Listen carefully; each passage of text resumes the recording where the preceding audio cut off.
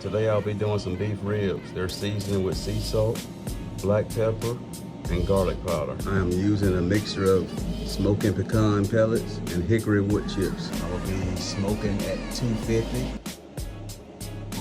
And I got them on a top rack with a probe in. It's been 2 hours. That's what they're looking like right now. Spray them with some cane vinegar and water. 3.5 hours in.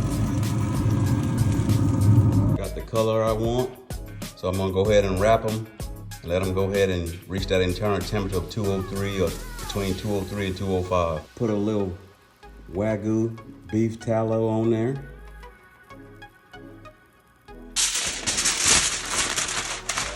Not trying to be all pretty with it, just want to get them wrapped up and get them back on the grill. Got them back on. I'll go ahead and bump it up to 350.